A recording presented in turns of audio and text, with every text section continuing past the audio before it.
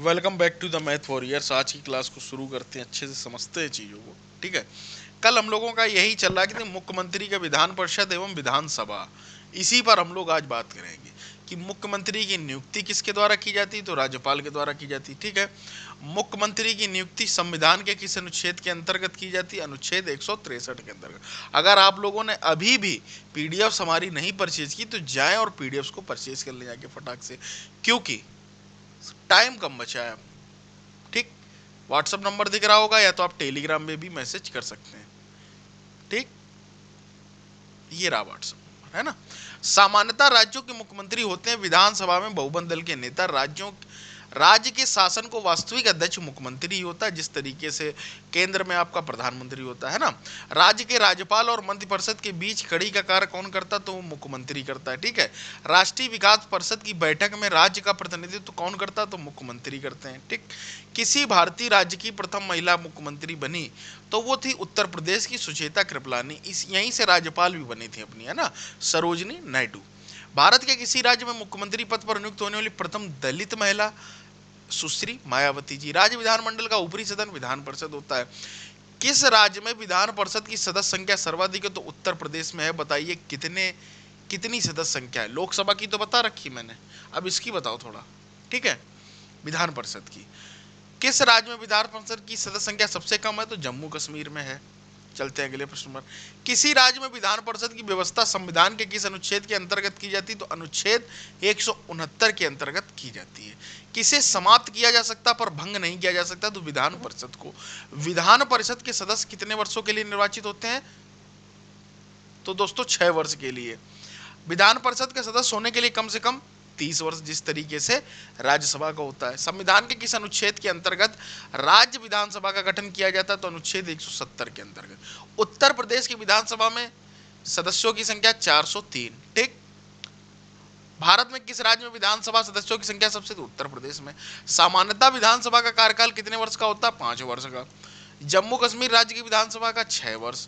विधानसभा अध्यक्ष का चुनाव होता है विधानसभा के सदस्य के द्वारा। विधानसभा अध्यक्ष अपना त्यागपत्र किसे सौंपता है, तो विधानसभा उपाध्यक्ष को। विधानसभा उपाध्यक्ष अध्यक्ष को किस प्रकार पद से हटाया जा सकता है, विधानसभा के सदस्यों के द्वारा साधारण बहुमत से संकल्पित करके। ठीक है, विधानसभा अध्यक्ष या उपाध्यक्ष को हटाने से संबंधित प्रस्ताव देने की प्रक्रिया कितने दिन पूर्व सूचना, 14 दिन पूर्व दी जानी चाहिए। ठीक है, राज्य मंत्रिपरिषद सामूहिक रूप से किसके प्रति उत्तरदायी होता है, तो विधानसभा के प्रति उत्तरदायी होता है। राज्य विधानमंडल का कोई सदस्य अपने सदन की आज्ञा के बिना सदन के सत्र से लगातार कितने दिन तक अनुपस्थित रहने पर उसके स्थान की रिक्त घोषित कर देगा, 60 दिन को। ठीक है, ये तो नियम है जनरल सा, उसमें भी होता है, इसमें भी। विधानसभा सदस्यों के निर्वाचन किसकी देखरेख में होता है, निर्वाचन आयोग की। उत्तरांचल विधानसभा में अब तो एंग्लो इंडियन का काम ही खत्म कर दिया गया ना। विधानसभा में किसी दल के निर्वाचित सदस्यों के दल बदल पर किस संशोधन द्वारा कानून लाया गया, संविधान के 52वां संविधान संशोधन। ठीक है, अंतरराज्यीय परिषद की नियुक्ति कौन करता है, तो राष्ट्रपति करता। भारत में किसे सुपर कैबिनेट की संख्या दी गई, राष्ट्रीय विकास परिषद को। अंतरराज्यीय परिषद के गठन की सिफारिश किस आयोग ने की थी, दोस्तों सरकारी आयोग ने। ठीक है, योजना आयोग का परामर्श क्या है, तो परामर्शदात्री संस्था का। भारत में योजना आयोग का गठन कब हुआ, 15 मार्च 1905। योजना आयोग का ही नाम बदल के नीति आयोग हो गया। ठीक है, भारत में योजना आयोग की स्थापना केंद्रीय मंत्रिमंडल के एक प्रस्ताव के द्वारा। भारत में पंचवर्षीय योजना बनाने की जिम्मेदारी किसकी, योजना आयोग की। योजना आयोग का पदेन अध्यक्ष कौन होता है, तो प्रधानमंत्री होता है। राष्ट्रीय विकास परिषद का भी प्रधानमंत्री होता है। वित्त आयोग एक संवैधानिक निकाय है। वित्त आयोग की स्थापना किसके द्वारा की जाती है, तो राष्ट्रपति के द्वारा। वित्त आयोग के अध्यक्ष की नियुक्ति राष्ट्रपति के द्वारा। वित्त आयोग का गठन कितनी अवधि के लिए होता है, तो 5 वर्ष के लिए होता है। वित्त आयोग का प्रधान कार्य क्या है, केंद्र और राज्यों के बीच राजस्व का वितरण। केंद्र और राज्यों के मध्य विवादों के निपटारे हेतु मुख्य एजेंसी है वित्त आयोग। भारतीय संविधान के किस अनुच्छेद के अंतर्गत वित्त आयोग का गठन किया गया, अनुच्छेद 280 के अंतर्गत।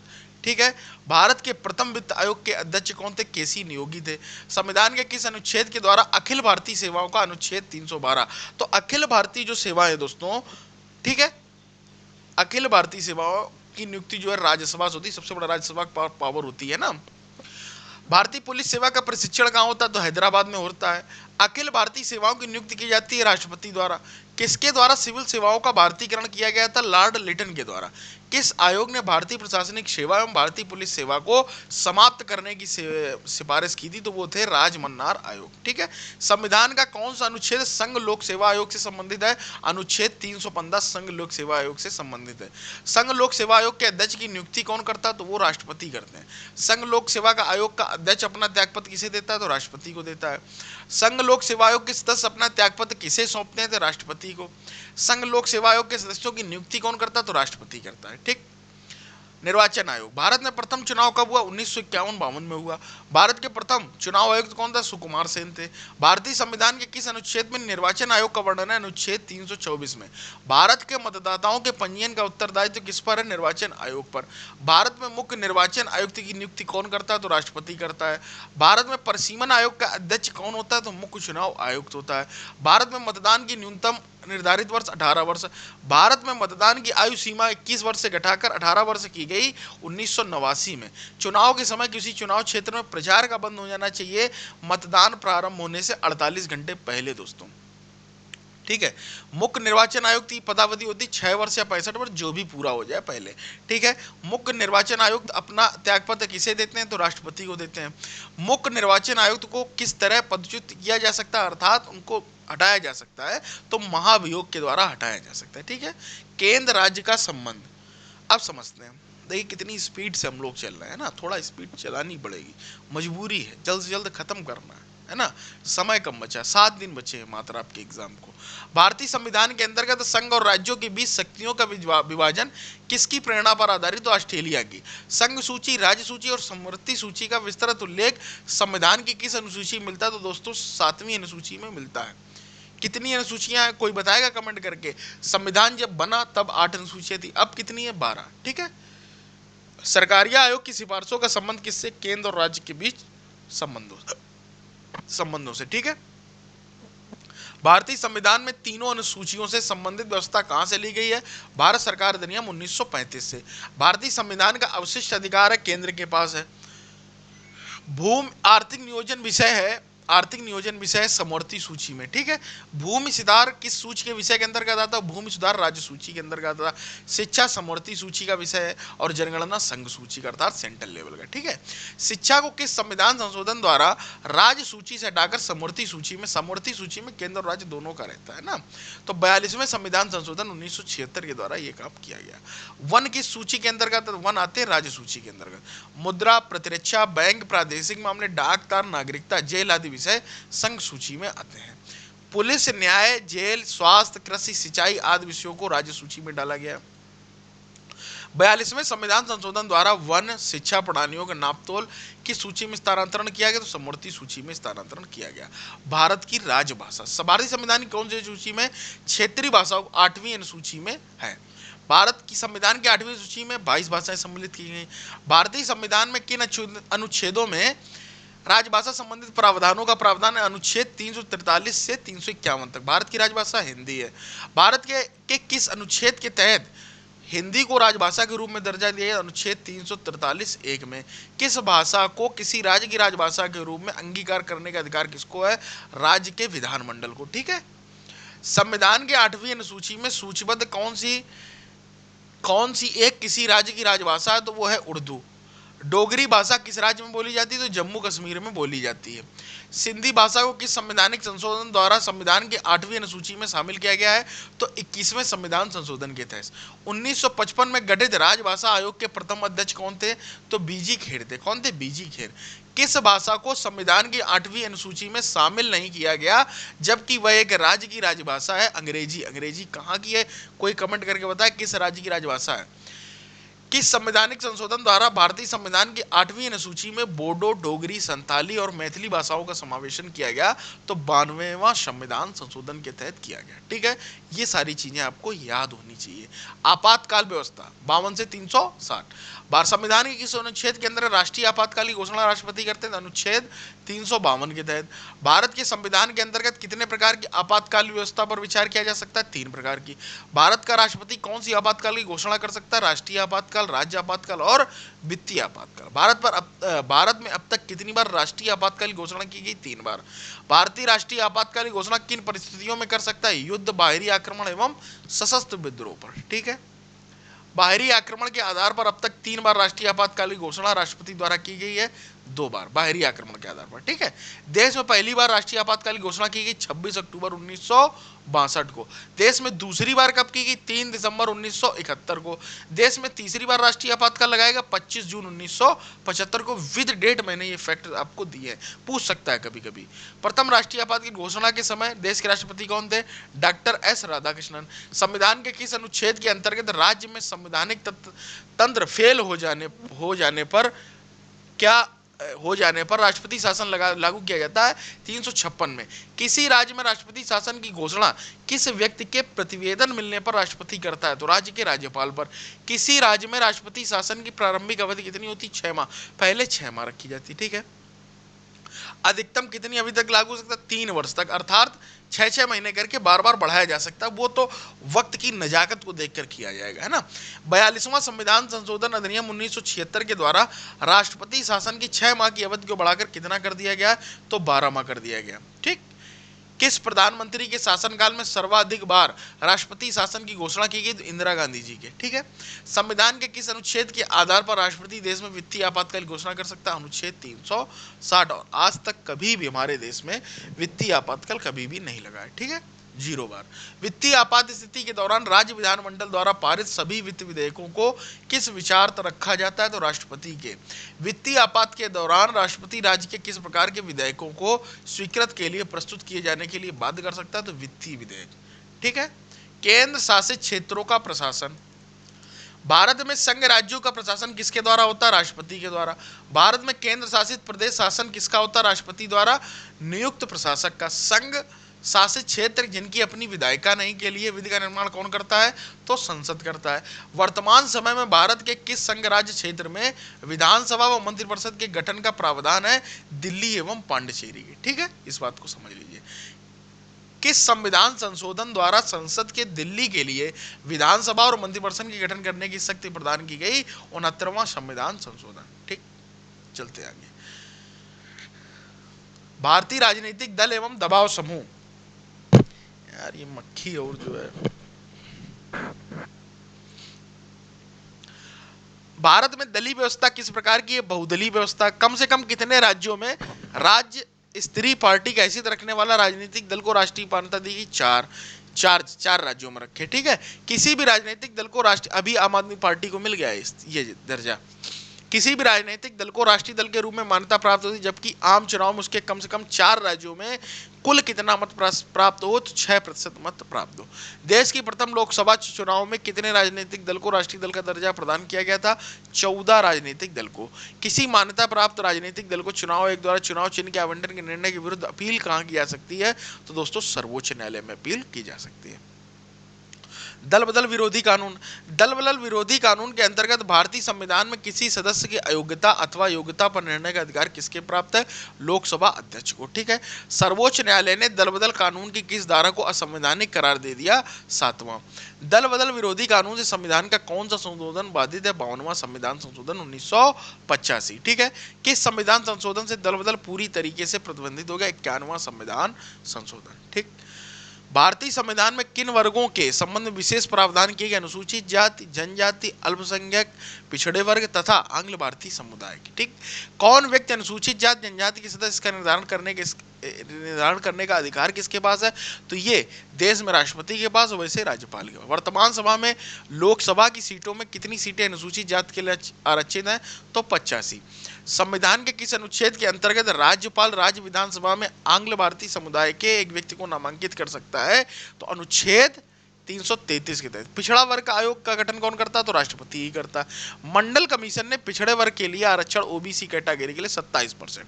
राष्ट्रीय पिछड़ा वर्ग की आयोग की स्थापना 1993 में। क्रीमी लेयर का अर्थ आर्थिक स्तर के आधार पर वर्गीकरण। संविधान में संशोधन को समझते कितने क्या हुए? संविधान के किस भाग में संविधान संशोधन की प्रक्रिया का उल्लेख है? भाग 20 में।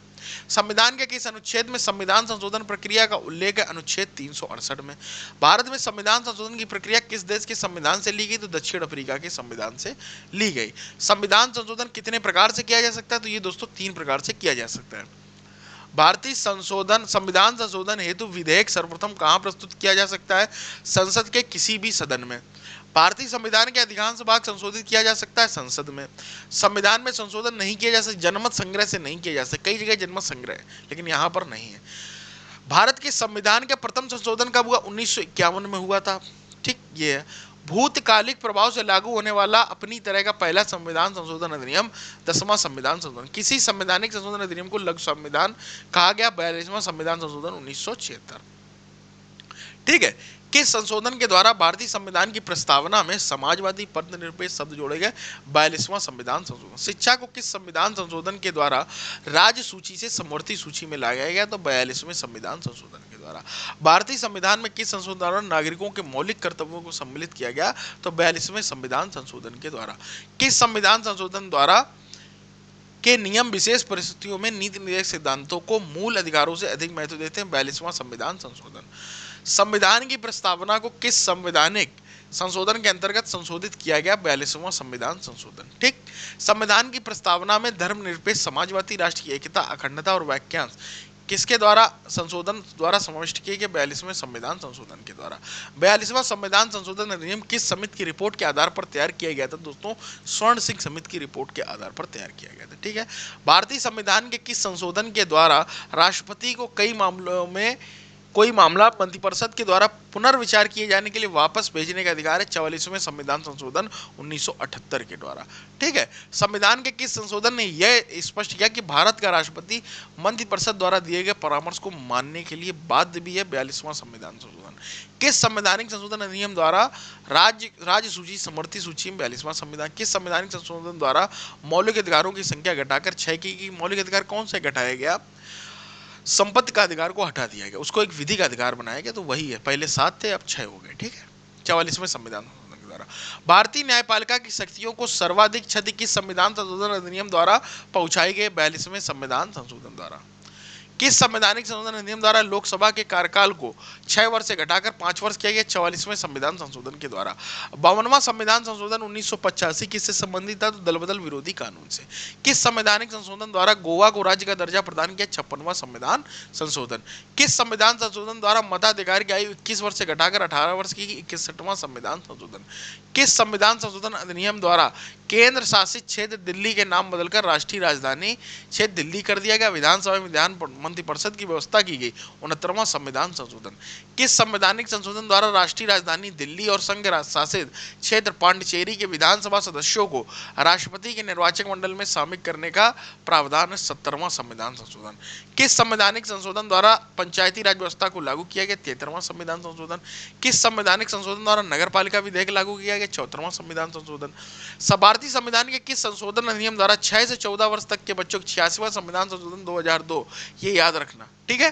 संविधान के किस संशोधन अधिनियम के द्वारा डोगरी, मैथिली, ये अक्सर पूछा जाता है क्योंकि आपका एग्जाम भी शिक्षा से रिलेटेड, एजुकेशन से रिलेटेड, बीएड करने जा रहे हो तो ये वेरी वेरी इंपॉर्टेंट है। ठीक है।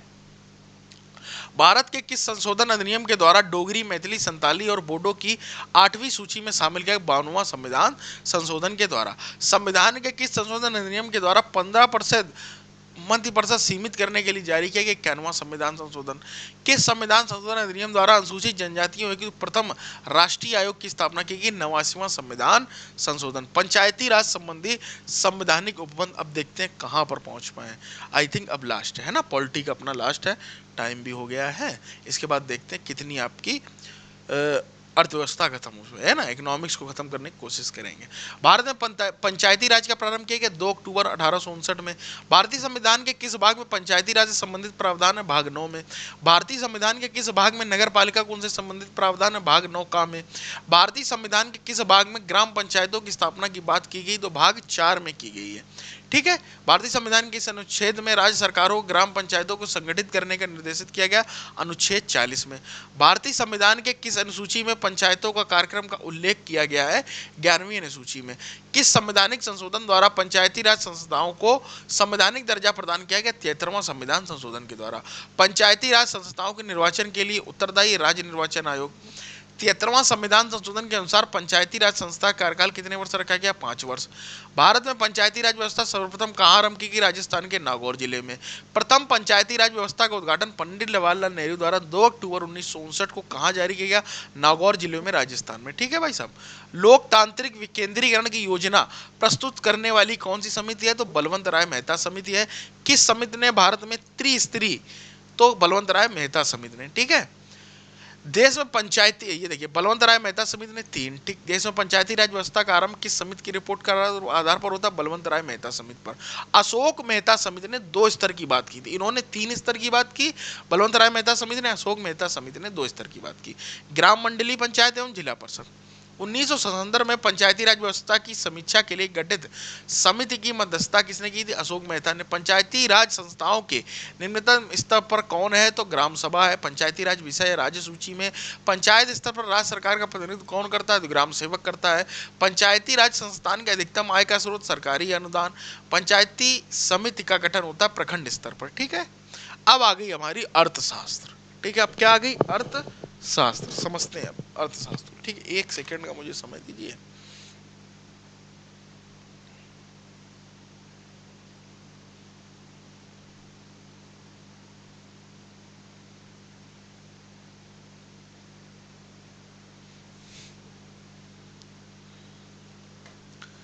अब समझते हैं कि भारत के अर्थशास्त्र की प्रकृति। ठीक है। अर्थशास्त्र का जनक किसे माना जाता है? एडम स्मिथ को माना जाता है। भारत में अर्थव्यवस्था कैसी? तो विकासशील है दोस्तों। भारत में आर्थिक सर्वेक्षण प्रत्येक वर्ष सरकारी तौर पर प्रकाशित किया जाता है भारत सरकार के वित्त मंत्रालय के द्वारा। आर्थिक विकास के दृष्टिकोण से भारत की गिनती होती विकासशील राष्ट्र के रूप में। गांधीवादी अर्थव्यवस्था किस सिद्धांत पर आधारित थी? ग्रामीण सहकारिता पर। भारत की अर्थव्यवस्था को सबसे अच्छे ढंग से किन शब्दों में व्यक्त किया जा सकता है? मिश्रित अर्थव्यवस्था है भारत की, मिलीजुली अर्थव्यवस्था। ठीक है। विकासशील राष्ट्रों ने विकास के किस मॉडल पर आर्थिक नियोजन के संबंध में आर्थिक विकास का प्रकाश किया? हेरोड डोमन मॉडल पर। ठीक है। भारतीय अर्थव्यवस्था का कौन सा क्षेत्र सकल राष्ट्रीय उत्पाद में सबसे अधिक योगदान रखता है? तो तृतीयक क्षेत्र है। इसी को दोस्तों सेवा क्षेत्र भी बोलते हैं। ठीक, ये याद रखना। भारत में अधिकतम बेरोजगारी, संरचनात्मक बेरोजगारी। भारत में बेरोजगारी के आंकड़े एकत्रित एवं प्रकाशित करता एनएसएसओ करता। कौन करता है? एनएसएसओ। भारत में कृषि में मूलतः किस प्रकार की बेरोजगारी की प्रधानता देखने को मिलती है? तो हमें अदृश्य बेरोजगारी, छिपी बेरोजगारी। ठीक है, जो दिखती नहीं। भारत में ग्रामीण क्षेत्रों में कौन सी बेरोजगारी सर्वाधिक पाई जाती है?